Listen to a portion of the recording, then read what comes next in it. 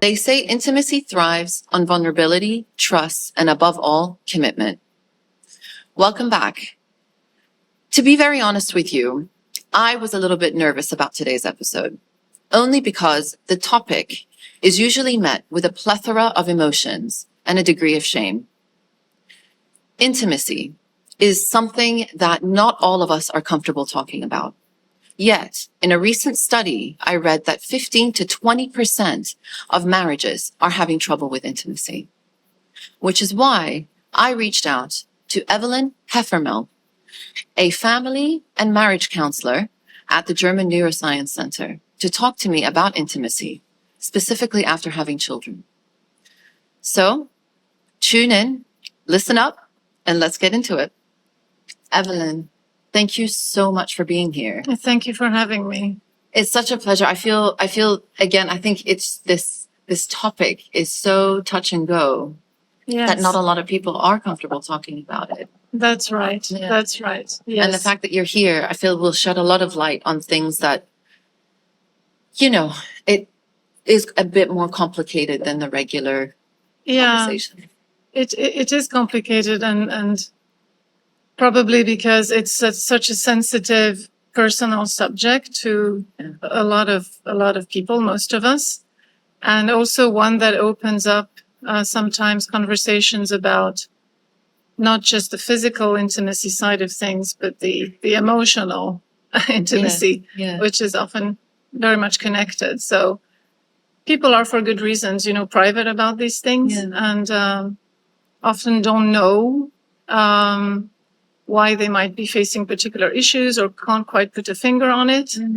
And are not even very open in the therapy room. So it's not even something as therapists that we are necessarily trained to do, to ask questions about people's intimacy.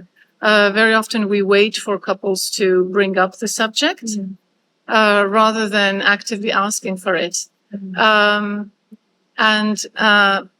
Sometimes people come to see me precisely because they are facing intimacy issues.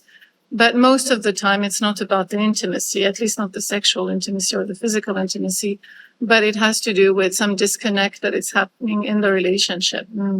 And so, it's not something that even us as therapists are necessarily, very proactive unless we are specifically trained to do so. And unless we, after years, after some experience and knowing that we ask the question, or if we see that it's something that's really an issue for that particular couple, but it's not something that is necessarily brought up very naturally.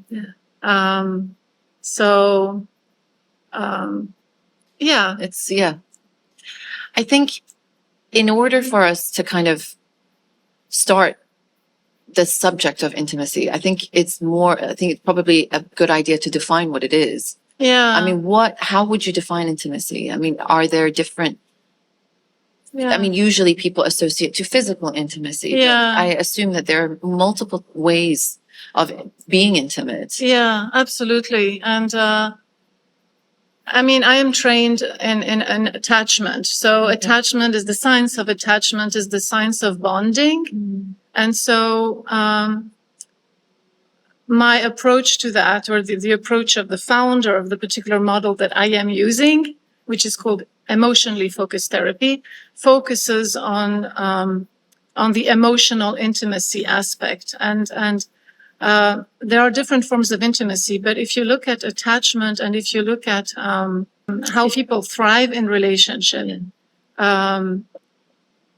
they thrive on safety and on having someone who is there for them, the feeling of having a partner who is there for us.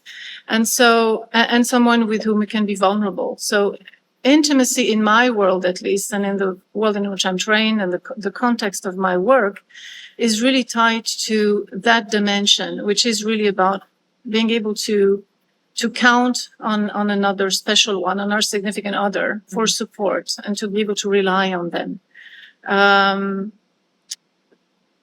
We know, and that's not just theory, but we know that the this aspect, the aspect of feeling safely connected to someone. Our partner typically is someone with whom we choose because there is a feeling that we have never experienced with someone else, right? There is a feeling that I can be myself with that person, and I'm counting on that particular person to be there for me in my moment of need.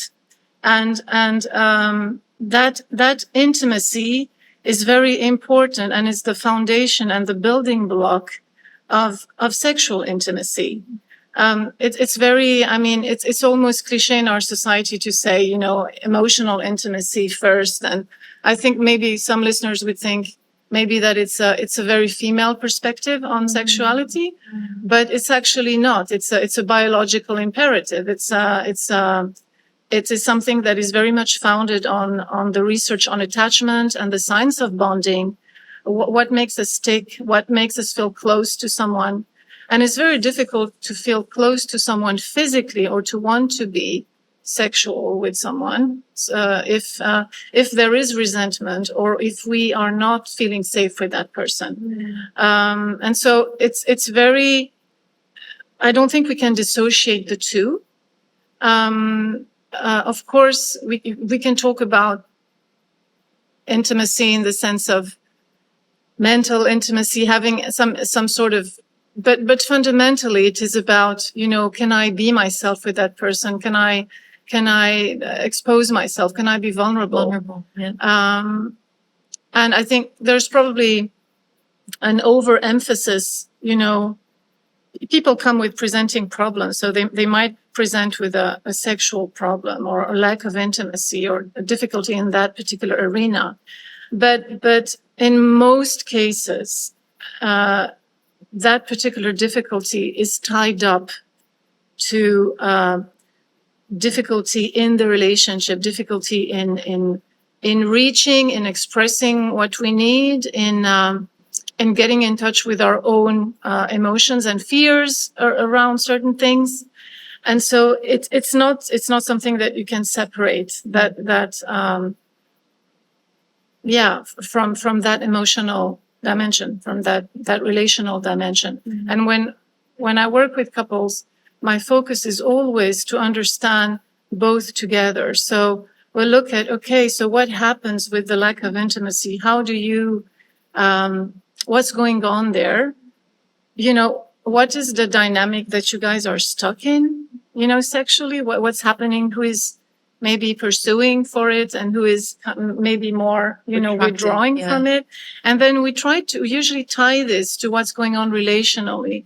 Because sometimes relationally, you'll have one type of dynamic that is set in place where you'll have maybe, I don't know, you'll have maybe a man who is more, who tends to withdraw more when there is conflict or when something happens in the relationship, but who seeks for that closeness physically. And very often it's difficult for women because they need to feel that connection. And to be honest, men need it too, but because maybe it's easier for them to express it this way physically, they reach for their wives or their partner very often physically.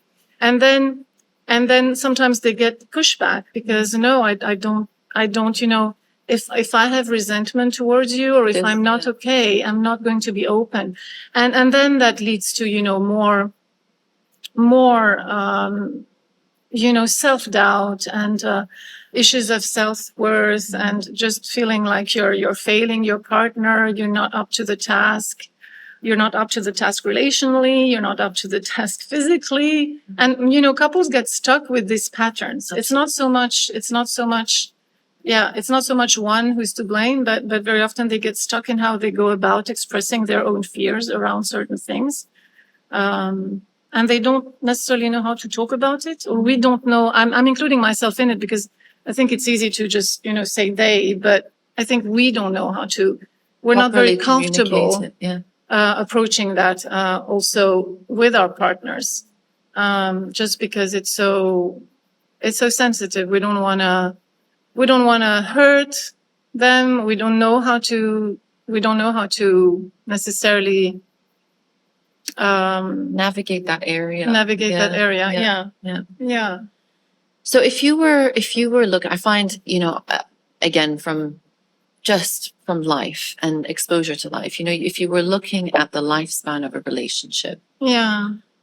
intimacy goes up and down It throughout does. your life. Absolutely. And in a person's lifespan, where would you say the stages of intimacy are at the highest Yeah. and at the lowest?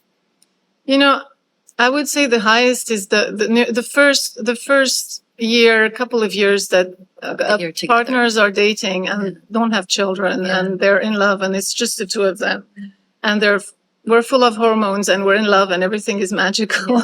That's it. It's the drive, that honeymoon phase. That honeymoon phase. And, we think it's going to last forever. We really do. I think everyone has the intention. Yes. I want this. I'm going to. Yeah. But you said it. It's driven by hormones, and massive amounts of hormones right at the start. Yeah, but it's also a deep human universal longing to feel connected and close. It's a beautiful feeling. Mm-hmm. The problem is, the problem usually starts, to be very honest, when start to have a family. Well, that was it. I mean, this is what it's all about. I mean, this episode is about, because to be honest, intimacy, when I have a chat with, my close girlfriends, it is the point when kids came along. Yes. And that's, now obviously. And it's very often the start of where things start to, kind of, things start to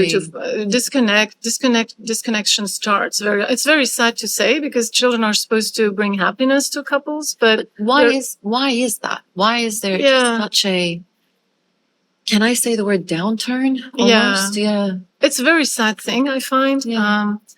I believe there are a lot of expectations when we're in a relationship prior to having children, where that person is, we look up to that person, we look up to each other. And when we have children, things change in the sense that we become vulnerable, these are moments of need for people, not just for women, for men too, but for both partners, actually.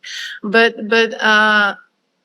these are moments of needs, and very often partners just fall into these terrible negative cycles where, you get disappointed. You get disappointed that your partner didn't do the groceries, or that, you're the one who has to do the chores. You get disappointed. And very often, I shouldn't say you, I said the universal I want to you. say, the universal you. Yeah. Thank you for pointing that out. I think, because women are quite maybe more in touch with their emotions. I don't even it's very cliche to say that, but they express their emotions at least usually more vocally than men. Men tend to internalize things more. I think they're the ones who typically are in need and are aware of that lack of support more intensely. Mm-hmm. And so very often that disappointment spills into blame. Like, I had this expectation that you would, help me, that, I wouldn't have to tell you, that I would not have to tell you about certain things. Absolutely. And the reality is we have to learn to ask, and we have to learn to be also, most of us are not, unfortunately, raised that way, but we also have to learn to know what's going on inside of us at any given point. When we're disappointed, very often women tend to be critical, or they turn to blame. They get resentful, and they very often don't know how to express their need in a way that pulls their partner close to them. And so, and men very often feel on the outside. The baby comes. I have heard so many men and seen so many men who feel that they're not part of that bond, and they're trying to help. So they help by doing a lot of things and being completely on top of their game with, helping logistically, materially with the child. They do help. Yes. What would we be, without them? Yeah, definitely. Yeah. But then when they see that their wife is struggling emotionally or that there is some sort of upset with them, they go immediately to what do I need to do to fix it. how can I fix it? Because it's so distressing. It's so distressing. It is, But yeah. at some level, they go to that place. Most men, and it comes from a place of their good intention to help. But very often, it's not what their partner wants very often. That's true. And so it leads to more blame. And then they end up feeling very often like they're failing completely and they shut down. Yeah. And so the dance starts. And that dance is a dance that really is a dangerous one because it typically starts, very often it starts with children because children trigger those attachment needs, those needs for connection, support, their key vulnerable moments. Typically, if that dance, that sort of dynamic kind of takes over then, because you were asking why does it happen at that particular moment? Yeah. And it is because it is a time of need, a time where we need to be able to rely on our partner, and we're particularly sensitive to them not showing up or to them not, and so as I said, we expect them to know very often. Women say, but why do I have to tell Why you? do You I have should to know. tell him? Yeah. He should know, Yeah. right? Yeah. But the reality is it's not as simple as that. It's not as simple as that. And it's I think partly due to maybe how men are raised and conditioned, how we're socially, conditioned a bit differently. We're probably, kind of raised to help and to look after others and in that way. I'm not sure I have the exact answer to that question because I've asked myself that question to so many times, why they should, he should just know.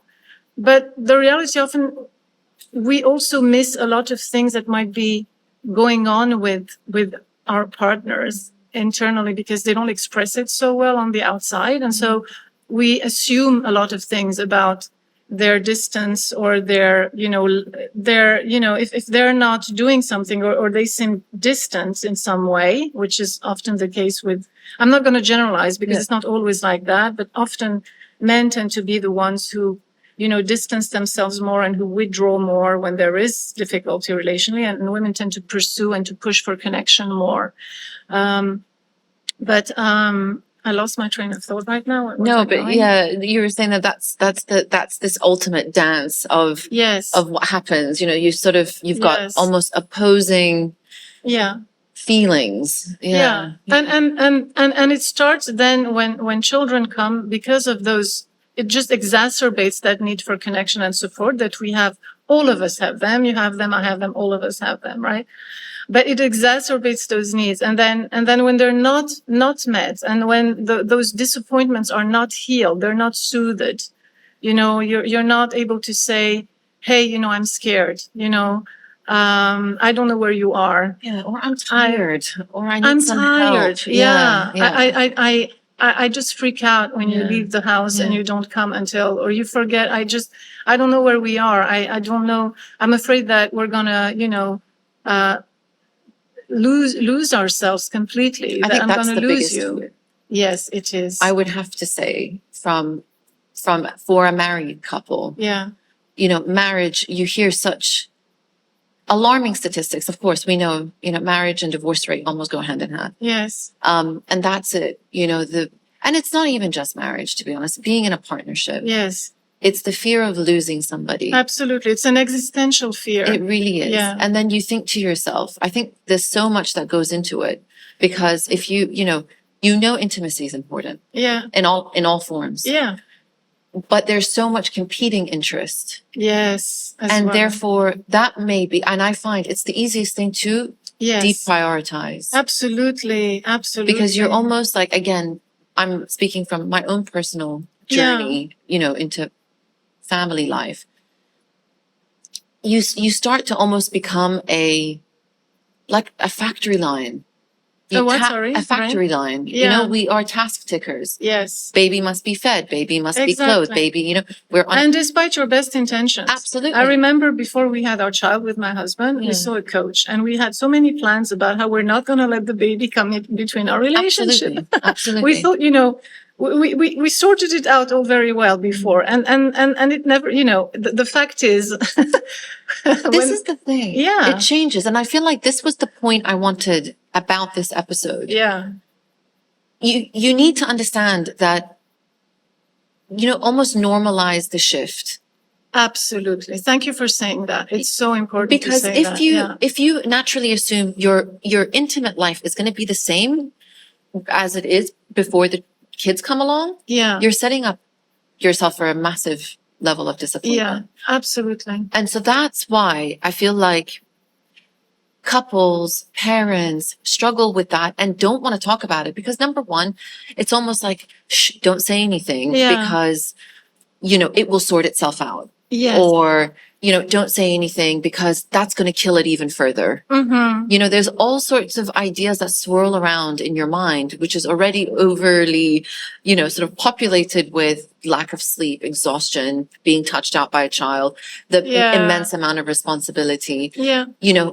Your relationship, because your husband or your wife or your partner doesn't particularly need you so much as a child does, you marginalize their presence. Yeah, and you become very, I think as women, not all not all women go through motherhood the same way, but I can speak for myself or for a lot of women I know.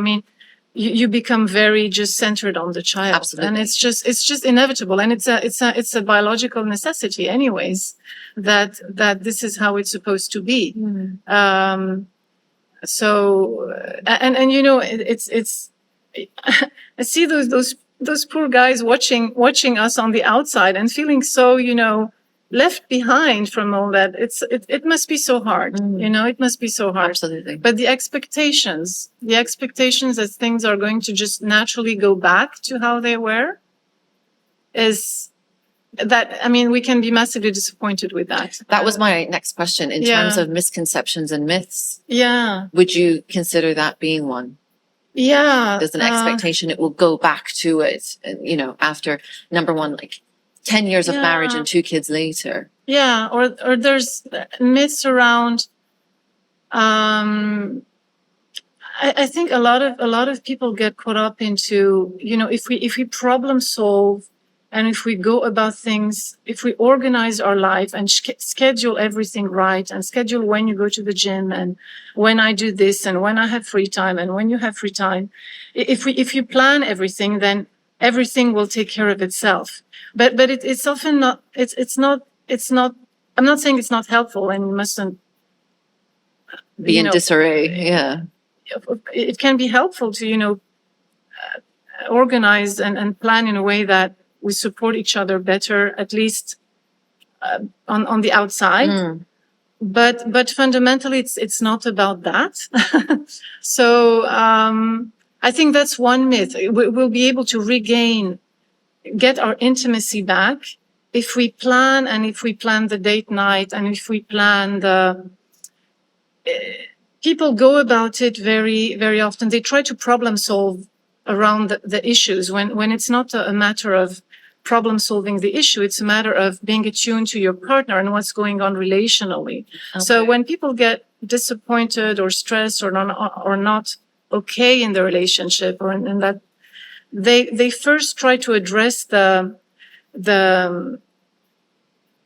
find a solution, which is absolutely legitimate and understandable, but it doesn't often, it's not enough to help them feel safe and reconnected. And maybe I didn't quite answer in the sense of the myths, the myths that people have. I had one in mind that I forgot. No, I think it's right what you're saying in the sense that, you it's almost like once you're systematic. Yes. It's another task. Whereas if you are to, maybe become more in tuned and listen to maybe what your partner is saying or trying to put out there, it might almost flow in a more natural way. Yes, exactly. That's true. But I'm trying to think about myths because there must be so many out there, and I had some at the top of my mind, and then they just I lost them. Yeah. But I think one of them that came up that I see a lot of couples, they come and they say, well, I've done this and that, and she's not happy because I'm going to the gym at night, but I need to go to the gym. I need my time for myself. So we've shifted that. And then she says, yes, but, I've rearranged this and that. And then we're still fighting. We're still not okay. We're still not having sex, Yeah. So, so It's this bickering. the bickering or the sometimes it's not even fighting. It's just, the worst thing is isolation and emotional distance. Because when couples fight, there is something happening, and they're trying to do something with the relationship, albeit unhelpful, albeit maybe unskillfully, or albeit not in a way that pulls them closer. But they're fighting for something. But when they both withdraw and they both disengage, then it's and that can also be, and is very often one of the signs of that there's a disconnect, that things are not okay. But I think one of the myth was probably that we can problem solve things. We'll be fine. We'll manage. We'll organize our lives. We'll find ways to make it work, because it doesn't tend to the underlying emotional driver of the disconnect. It only addresses the surface level, which when people feel safely connected and they feel that they can relax in the relationship, their partner is there for them. When you have that, you find the logistical, you can problem solve easily, because you don't doubt that. You don't doubt your partner. You don't doubt that they're not going to show up, or there is just that fundamental. It's like it's the building block to everything. And what happens very often is people go the other way around, and so they get frustrated because they're doing all these things, and they come and say, I've done, especially guys, they come and say, I don't know, I'm killing myself. And she's never satisfied. Yeah. She's never happy. Do you think it's also for women as well? What would women naturally, in your line of work, what are the common, I guess, challenges that women face when it comes to intimacy from their partner? Related to children, or in general? In general, I guess, having kids or after having kids. I think that women sometimes is I think what I was talking about before is because often what I see is that sort of built up resentment in them, and they don't feel sexual. They're hating their guts at that point. They're like thinking, I'm not, and so when their husbands. It's not always like this. I don't want to generalize, because sometimes it's also the other way around. Absolutely. But I'm talking about broadly what we see mostly, the kind of presentations that we see mostly. Usually, very often, men will pursue sexually, and they will want to have that closeness. They miss their wives. They don't know what's going on in the relationship. They don't understand why their wife is suddenly might be, because it's not the same for everybody, might be colder than they used to, might be less affectionate than they used to. They're thinking, what did I do wrong? What's going on with that? And they're trying to, they're often go at it, by wanting to be close physically. And sometimes it doesn't work, if you're angry, as I was saying, and you don't feel loving, and you plainly have resentment, it's very difficult, to be open and to enjoy intimacy. You just do it. You end up doing it, automatically. Absolutely. And I have a lot of women who say, just get on with it. And it's not enjoyable for their partner either, because they're feeling that their partner is disengaged, actually. It's so interesting because, the base of it is obviously, intimacy will come. I'm sure there's a lot of hormones that are attached to it. I think it's oxytocin and all these love hormones that get, are fueling intimacy and sort of really cultivating that, Yeah. then you're put in a situation where you're potentially squashed all those and you've got feelings of resentment and, Yes. again, a lot of responsibility. It may be either parent or either partner. Yeah. So coming together to communicate that, Yes. would that override it? I mean, I think it's the key. but I guess my question is, I think we mentioned it earlier. Yeah. It's a bit of a landmine. Like, I mean, Yeah. to talk about It is. intimacy or problems of intimacy, Yeah. honestly, I think it's probably the hardest conversation to have with a partner that you love, Yeah. that you want to potentially be quite mindful that you don't want to hurt their feelings. Yeah.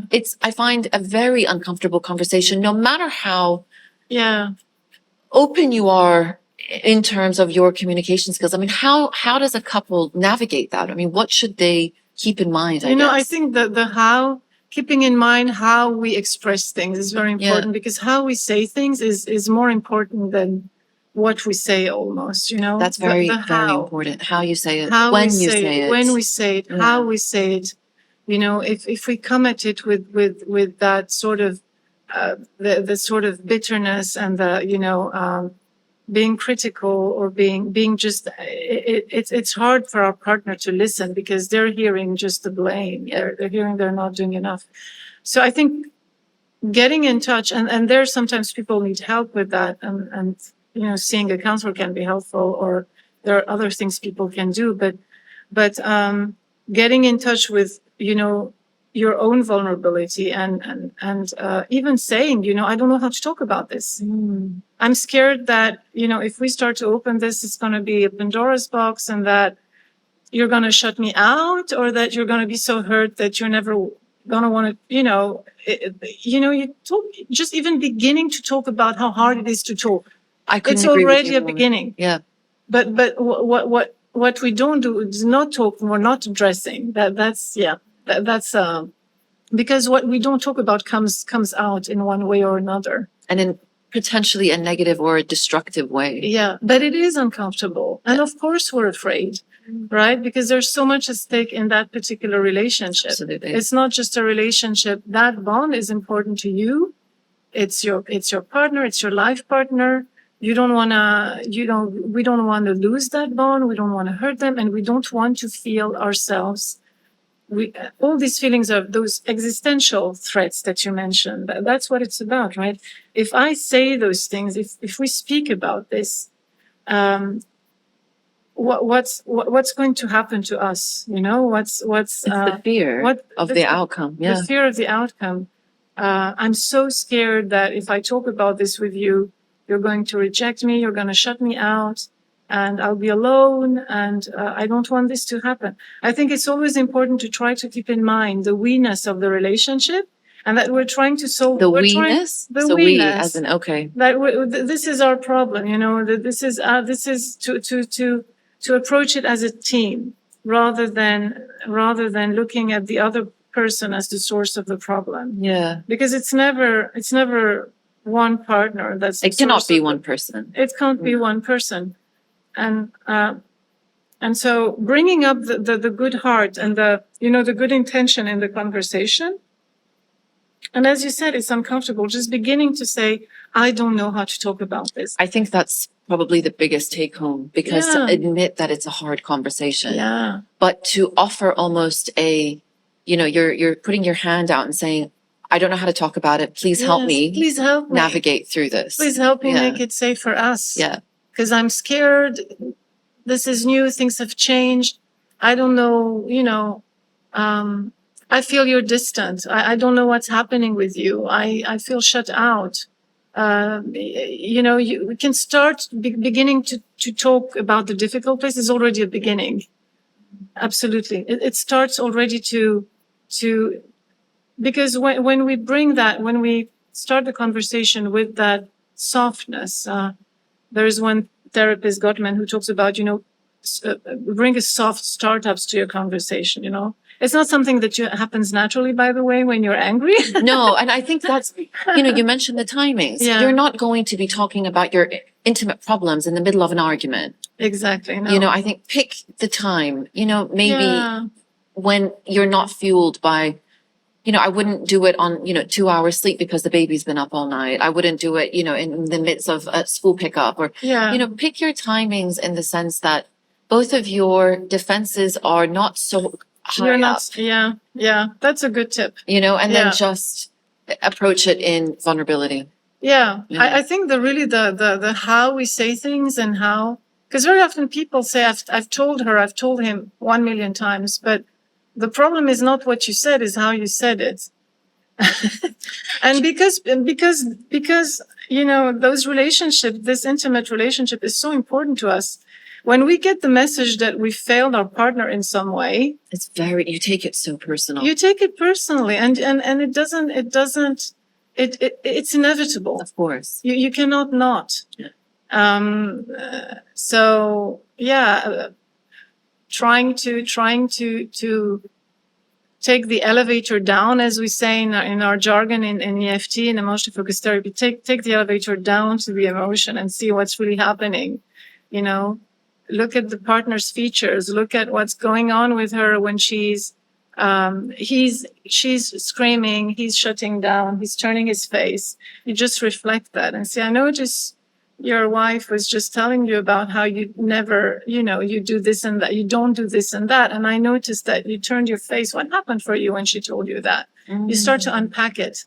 And then you help people talk about, what's going on really underneath all the stuff that you see on the surface. Yeah. It's so interesting. It's very complex. I mean, it's complex. It yes. requires a degree of being very much aware. Yes. And I think in the heat of the moment. Yes. All the skills you learn in the heat of the moment fly out of the window. Yeah. So I think maybe I always find, yes, you're right. The skills have gone out the window, but I find it's almost a bit more the recovery. Yeah. How can you come back from what just happened? So important. Yes. But again, I'm sitting here, having a conversation with you, completely calm. We're recording a podcast. Yeah, yeah. Throw me in the heat of the moment. The last thing I'm thinking about is recovery. No, exactly. That's so true. And I think it does get better maybe with time as kids go a little bit older. Yeah. You're not feeling a certain way, but it's a lot easier said than done. And I find it is having people such as yourself. Yeah. Around for that support, just to bring perspective. Yeah. I think it's very important also that couples don't wait too long. Unfortunately, people wait too long. Well, that was one of my questions. Yeah. The first question is, let's talk a bit more technical in terms of red flags. Yeah. So let's say you've got somebody who's listening to this podcast and is quite interested, a little bit worried about what's going on with their intimacy.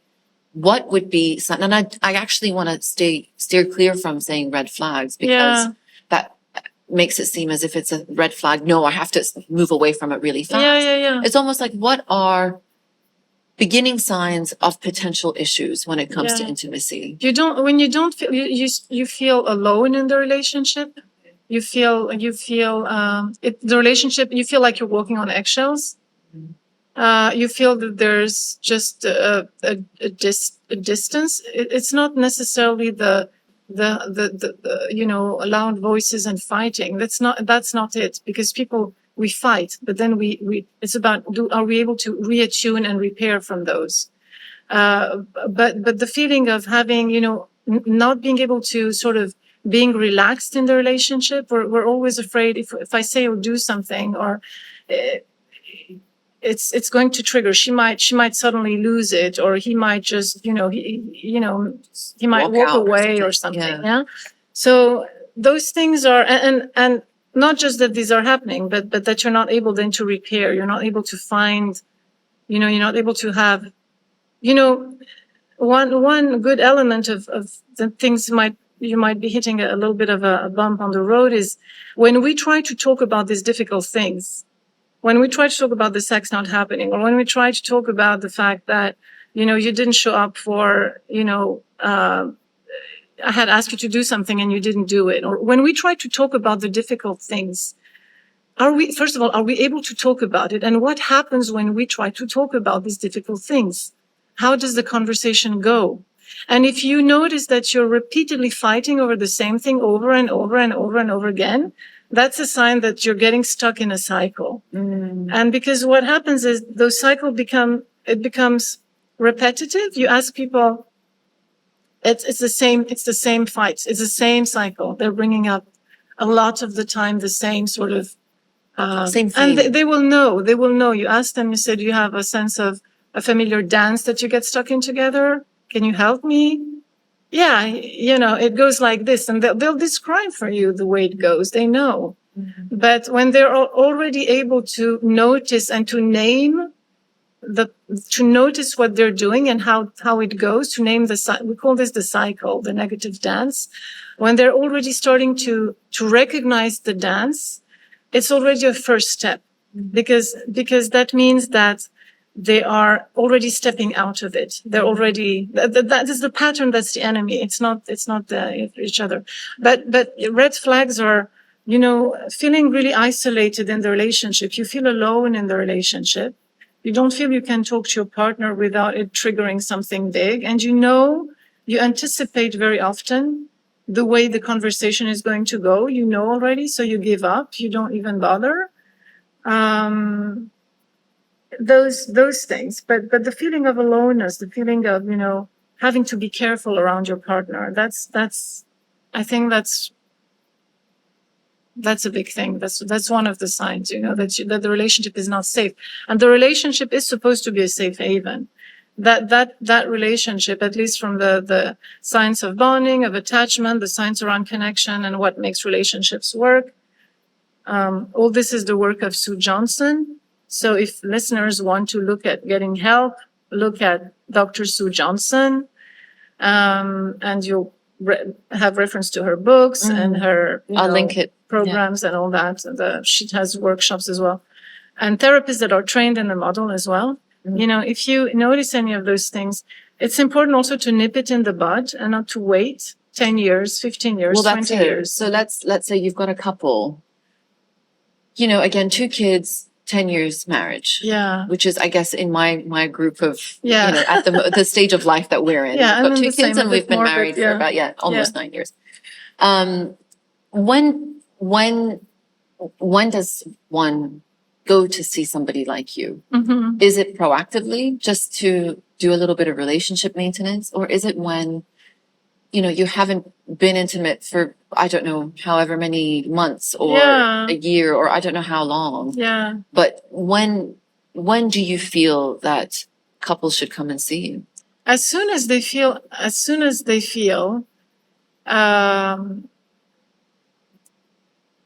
they wait too long. The thing is, people wait too long. That cycle takes over, and they try to problem solve, and they're not able to. So they arrive at the end of the rope. But I would say, come early. I have couples who come now before getting married. I have more couples who do that. Yeah, before getting which married, is great. or as you're pregnant or expecting a baby. Yeah, they're noticing we're starting to fight about things. There's something that's happening, and I don't want it to.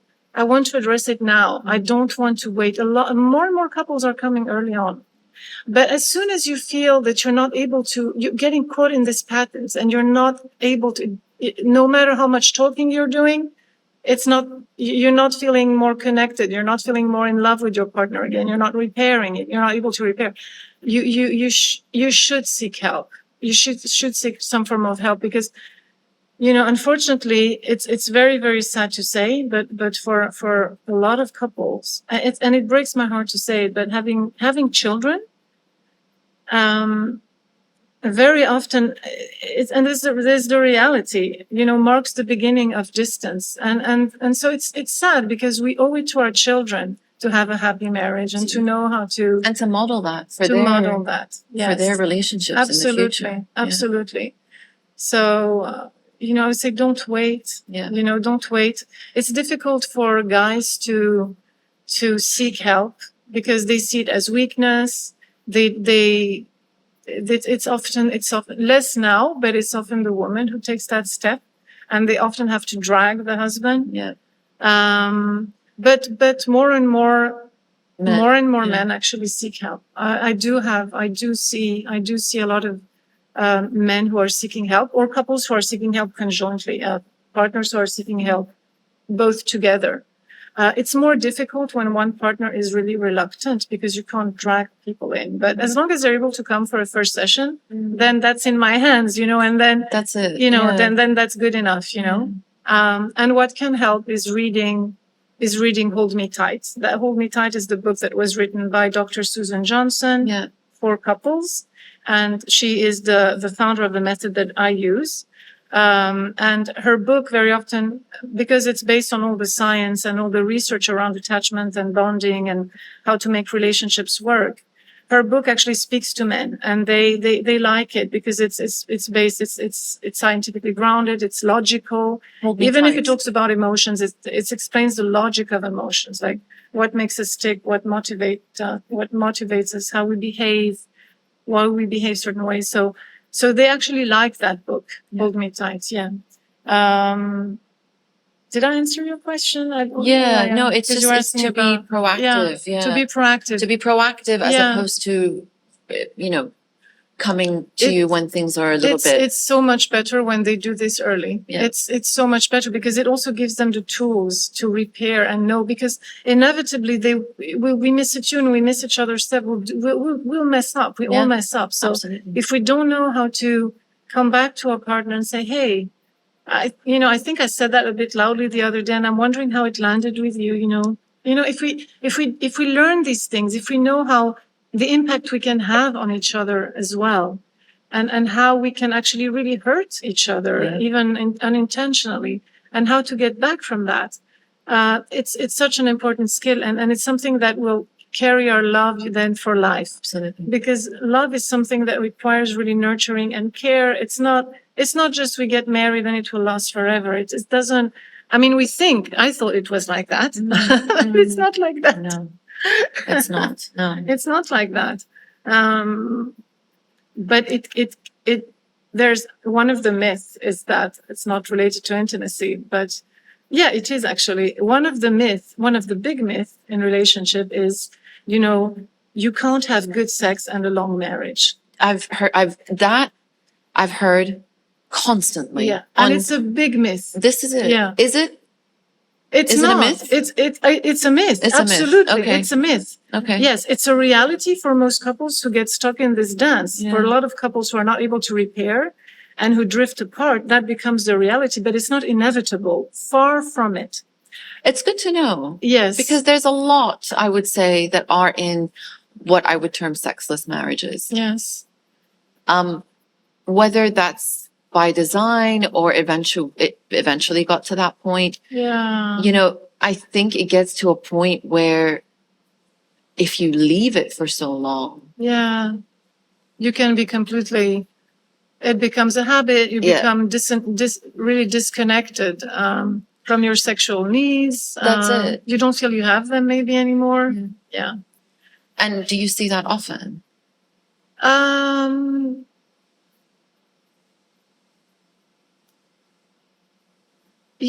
People don't talk about necessarily what happens in the bedroom. Yeah.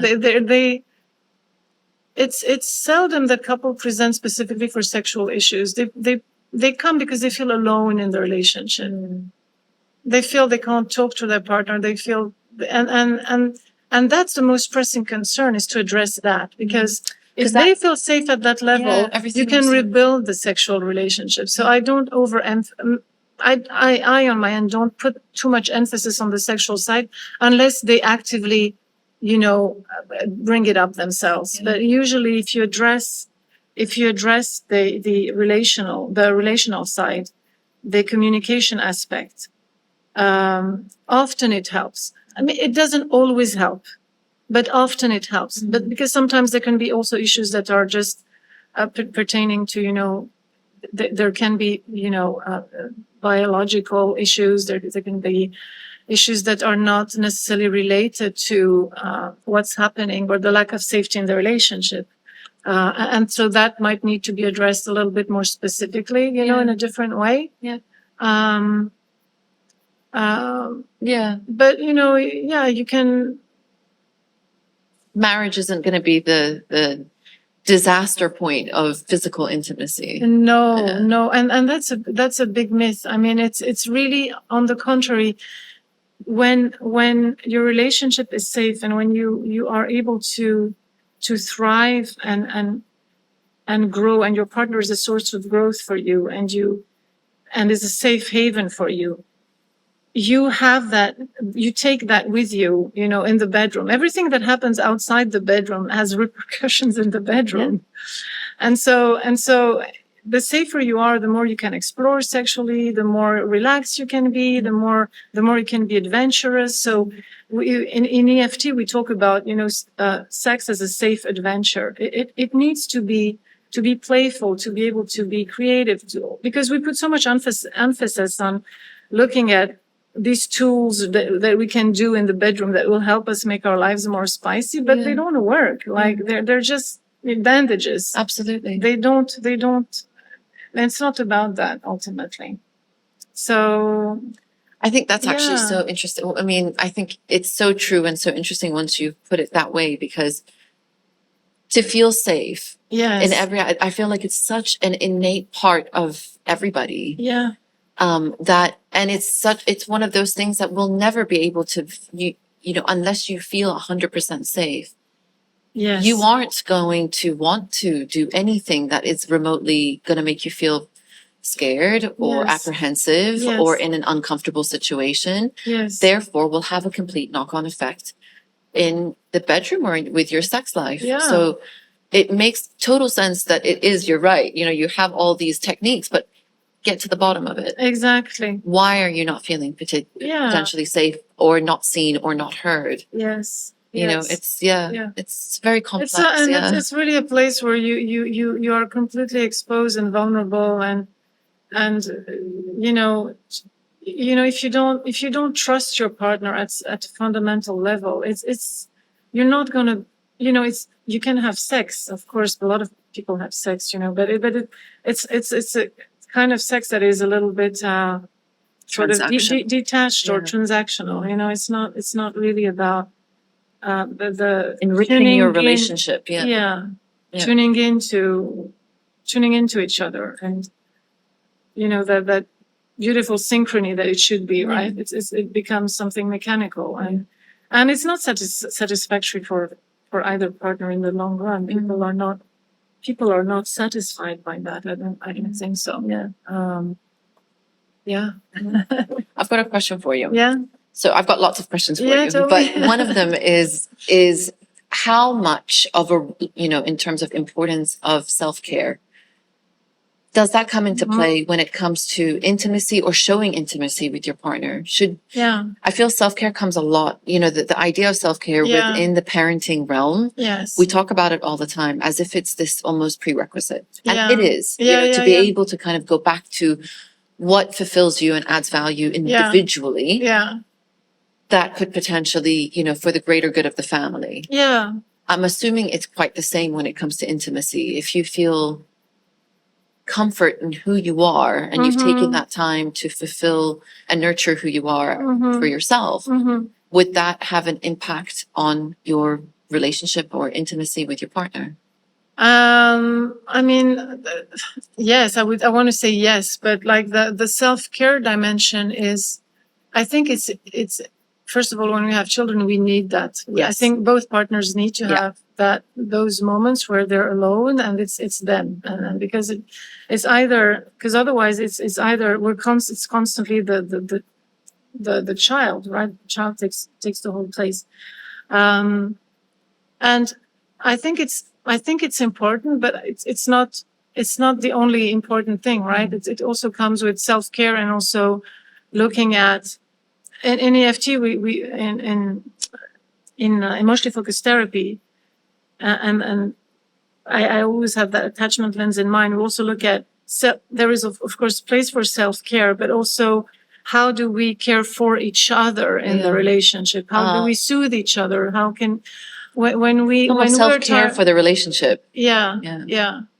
But I mean, definitely when kids are small and we're tired, we really. And some people don't have that time. I mean, here in Dubai, so many of us are just far away. We don't have the support system in place for having, our parents or grandparents come and help, for example, or these kind of things.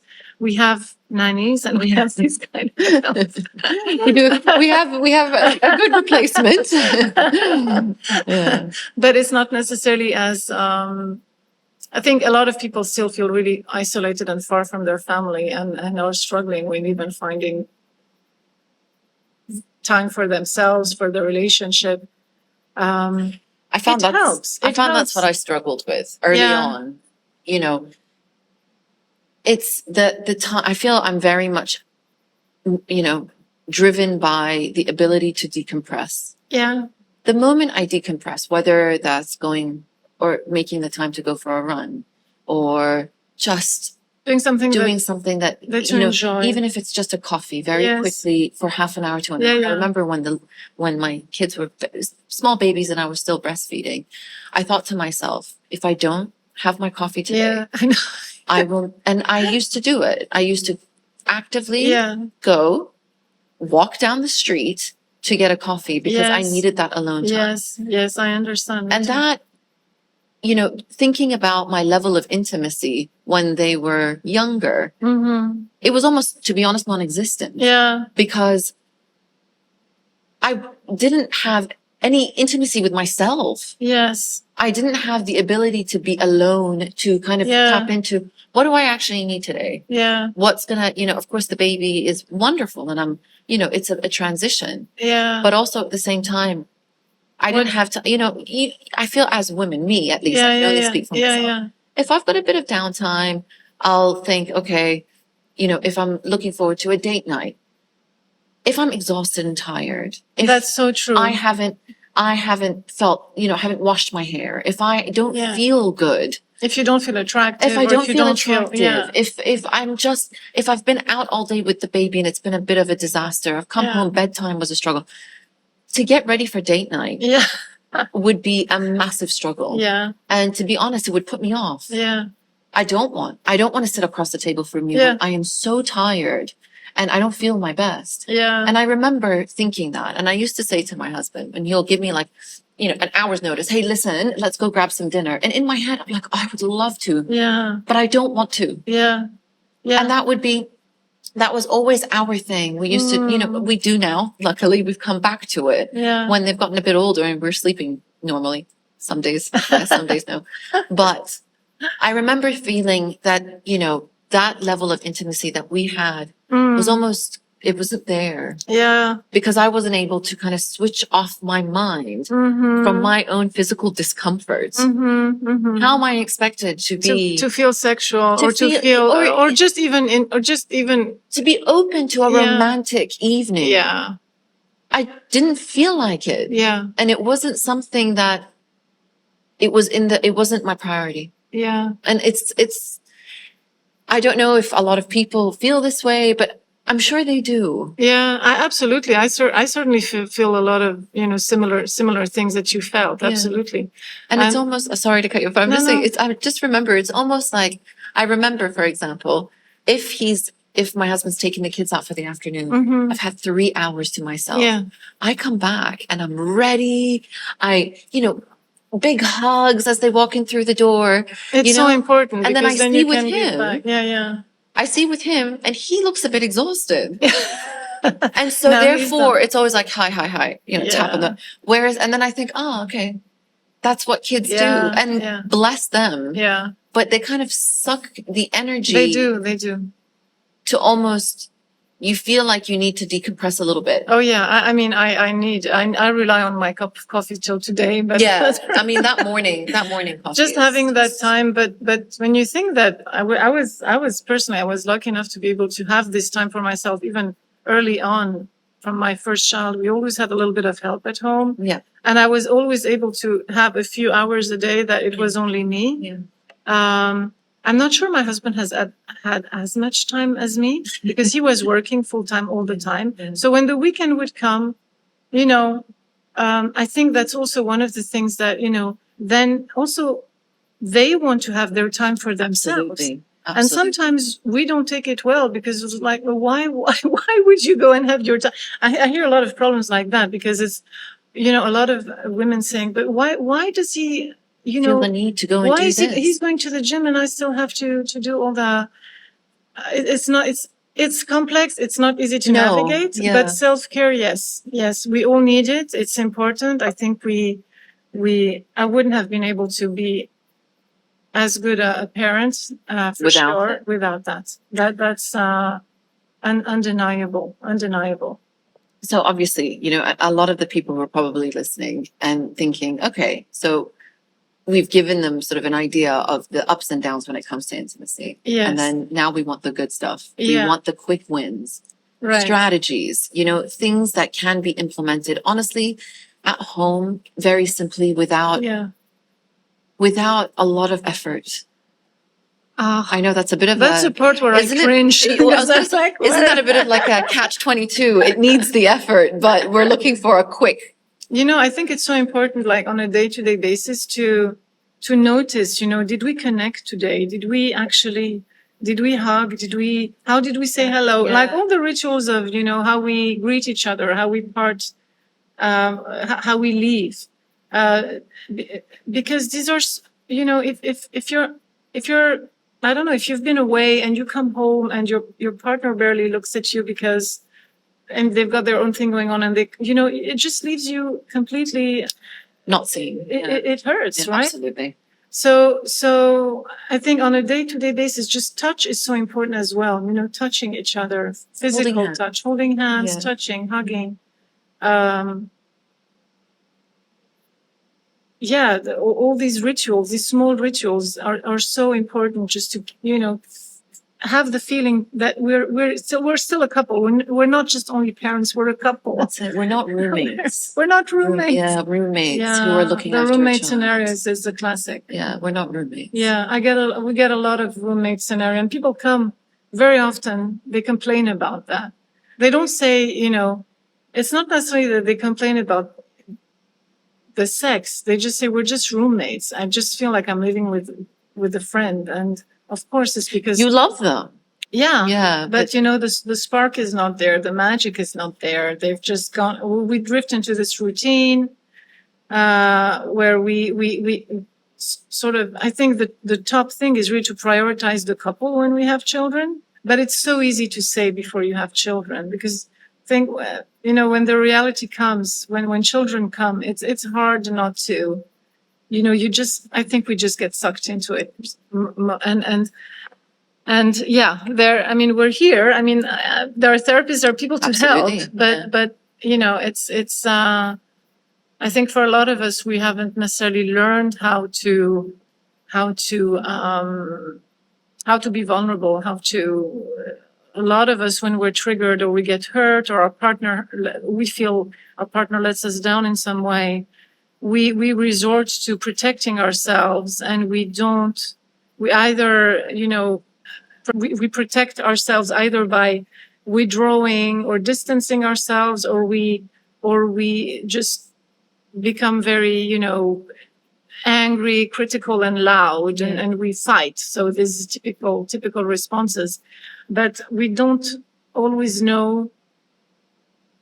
Our partner also triggers in us our most profound, very often things from the past that we haven't really, like pain points, inflammation points. Like, if I remember for me, without going into too much detail, but, I just had the feeling that I was alone all the time. And I had this disappointment I thought, my partner would know what he was supposed to do. And I remember that I had all these feelings, but probably because of the way I was raised, I didn't feel that I could speak about any of that it's a sense of, if you've been raised in a family where maybe you learn to, protect your vulnerability, not talk too much, when something happens like that, you don't quite know how to go about it. So, and that it's just, it triggers those, past coping mechanisms that we learned before. And so it's not easy to do all this by ourselves, I think, for most of us. I think most of us need help, but it's also not so maybe well seen, or what's the expression? to reach out for help, to see a counselor, to talk about that. I mean, in America, everybody has their own shrink and their own therapist. It's true. But here it's still, It's not something that I find taking that step yeah, is difficult. I think maybe it, you know, in your mind, it's almost like it's an intimidating first step because you're admitting that there could potentially be something wrong. and it scares the hell out of people. Absolutely.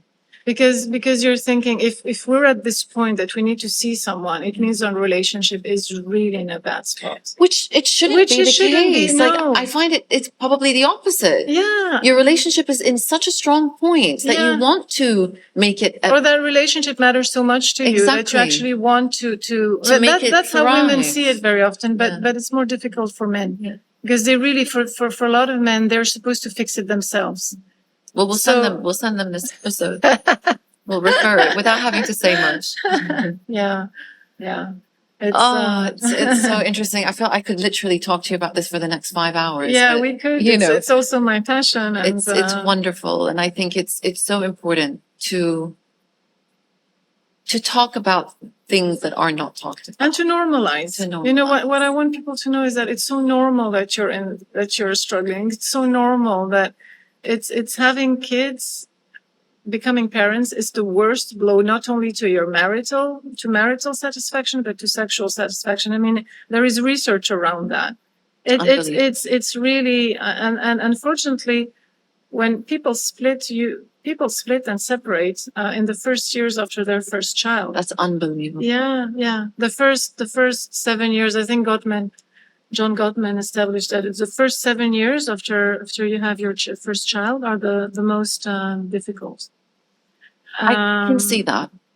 Yeah, and you know, and it opens up to all sorts of things because you're like, if you're not happy in the relationship and you don't repair, you know, you feel disconnected, alone. You don't. I don't know. You feel alone. People are alone. The worst thing is being in a relationship and feeling lonely and shut out in the relationship. And then, you know, they have affairs. They seek outside what they're not getting in the relationship. And which could potentially be, it's almost like an insecurity that, Yes. you know, an insecurity has happened and you think my relationship is not good. This person is not attracted to me. This She person, doesn't it look doesn't at me look the at same me. way. He doesn't look at me in the same Yeah. way. You know, all these types of things. Yes. Then it starts to think, okay, well, I'm getting attention from somewhere else. And then someone smiles at you and pays you a compliment and you're vulnerable and you've got all this, you're thirsting for having because we all need to feel connected. Absolutely. It's a universal human need. And when we don't have it, we're hungry for it. It's like we're deprived. It's like people are so deprived, you know, they come and they're deprived of love. They're deprived of affection.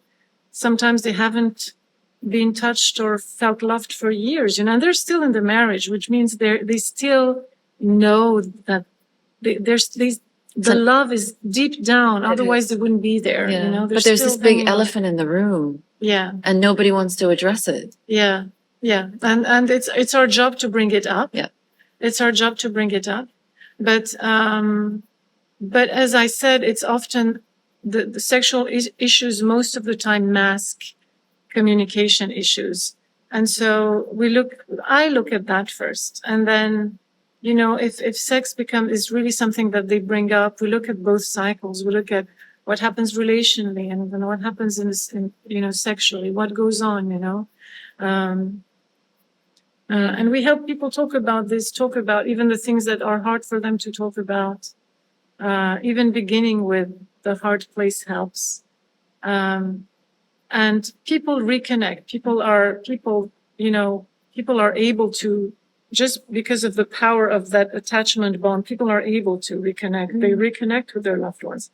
But I think not waiting too long is good. It's helpful. It avoids for cycles to become too rigid, too entrenched, just for, you know, when people have been in these patterns for a long time, it's difficult for them to, you know, sometimes contemplate, you know, coming back or risking again, or, you know, it involves sometimes too much. So, yeah, the earlier the better, I would say. But I don't want to be negative about having children. The thing is, it's such a joyful experience, but at the same time, I think it's important for people to know, and as you said, just to normalize that it's also a very, very kind of traumatic experience sometimes for couples. Like it is. That's the reality. It's the reality. And I think we mustn't feel ashamed that because we should be happy that there isn't a place for the other parts. That was the whole point of this episode. Yeah. To say that don't worry. Yeah. This is a normal part. Not to say that you should ignore it. Yeah. But be aware that I would say, and again, I'm going to be a massive generalizing, but I think all couples go through this once children are in the picture. And even if they don't have children, because inevitably we hurt each other in a relationship. You can't, Sue Johnson says, you can't dance with somebody and not step on each other's toes. Yeah. It's impossible. What counts is, can you reattune? Can you come back to the relationship? And so where did I go now? I lost. No, the fact that it's normalizing. Yeah, it's to normalize it. And I was going somewhere, but it doesn't matter. No, it's even if you're not having any children, if you don't have any even kids. If you don't have any children, you're going to face illness. You're going to face just life. Yeah, you're going to face difficulty. Children just, of course, because it's the outcome for most marriages, people have children, becomes that element very often that precipitates things a bit. But, I mean, I would like to see couples who are able to raise children and still feel that the relationship is strong, but I haven't met many. Do that's it's a sad fact, but it's also a comforting one. Because we're not alone. No. Yeah. Exactly. There's nothing worse than thinking this is only my problem. Me. Yeah. It's only our problem. We're the only ones in the world who are facing this. Yeah. It's good to know that there's a lot of other people facing it, and there's so much that we can do. Yes, because it's understandable. There's a reason. There's a logic to why this is happening. And when you understand, there's an explanation. Yeah. We know that now. And so to have that explanation, to have the science to back this, to know more importantly, how to get back to safe connection, that we have a roadmap for that. We know how to do this now. We all mess up. We're humans, right? So it's not about being perfect or whatever, but it's about being able to, find the safety back and be vulnerable and then that sometimes needs help because it's not, people talk a lot about vulnerability these days, but we have good reasons that we're not vulnerable with other people. And so that needs to be very first understood in order to help people, make sense of their defenses, make sense of why they are, angry or why they are completely shut down. They have a reason for that. So we try to understand that first. But so many things to talk about. There's so many things, and then when I start to talk about it, I get carried away myself. It's because it is complex and it's a difficult subject. It's a difficult area of life to navigate. And it's good to know that I think for me, a take home is that people go through it. There's so much that can be done. Yes. And I love the fact that just because was it a long marriage? What was the? What did I say? I don't know. Yeah, it was just that your intimacy doesn't necessarily have to be bad because of the fact. Exactly. Exactly. No, but this is a huge thing because the way you see things in movies and the way you see things portrayed, it makes you feel bad as well because you're like thinking, I'm not normal. No, I'm not. That's the comparison. The comparison, right?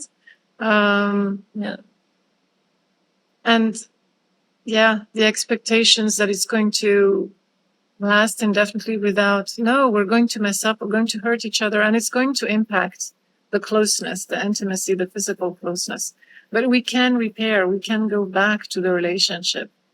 We can defeat the cycles as long as we know that this is this is what's taken over, right? Yeah. It's not, most important is not to see the other as the bad guy, or,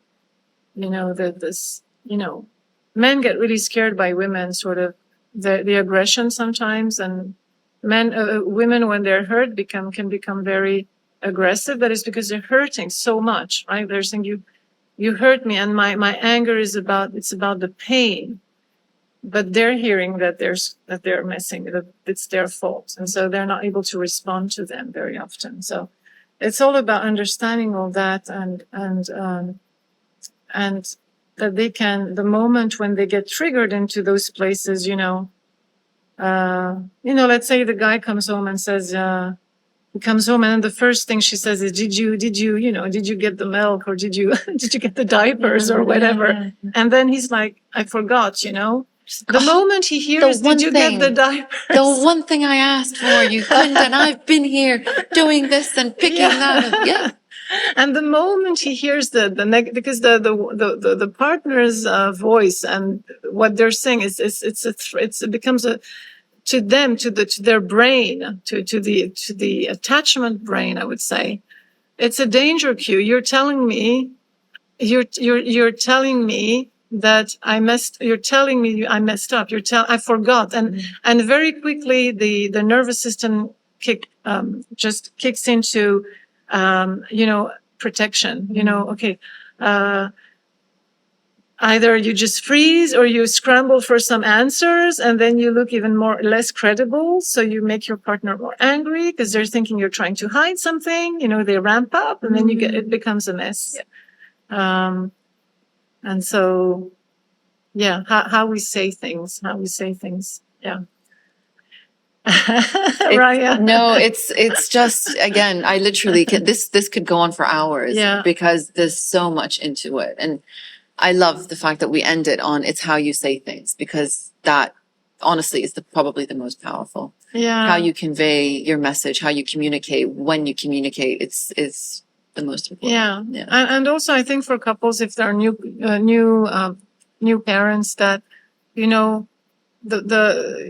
were asking about a code, but that's actually, it just came up when also I was preparing and brainstorming with a friend, that the greatest gift you can give your children is your relationship, is a happy marriage. Yeah, that was it, because I usually end it on a quote, and that's a perfect one. Yeah. So nurture it, take care of yourself, don't lose yourself only with the child as much as you can. Yeah. Seek help. There are people out there who can help. I am here. Other people, wonderful people are here. And I will, of course, link your details and, everything that you where you are and how they can get in contact with you, and just, get the help. Thank you so much. Thank you. Thank you for being here. This was so wonderful and honestly quite insightful. And to be honest, not as intimidated as or as intimidating as I thought it would be. Oh, I'm glad. Yeah, I'm glad that you really helped me feel comfortable, and you helped the conversation flow naturally and get going. So thank you so much. Thank you so much. Thank you, Evelyn. Thank you, Raya. For listening to They Say It Takes a Village. I hope you enjoyed today's episode. I look forward to bringing you another one next week. Don't forget, please subscribe, rate, and review so I can reach and help even more parents. And if you've got a topic that you'd like me to cover, please head over to my Instagram page, ittakesavillage.me, and drop me a line.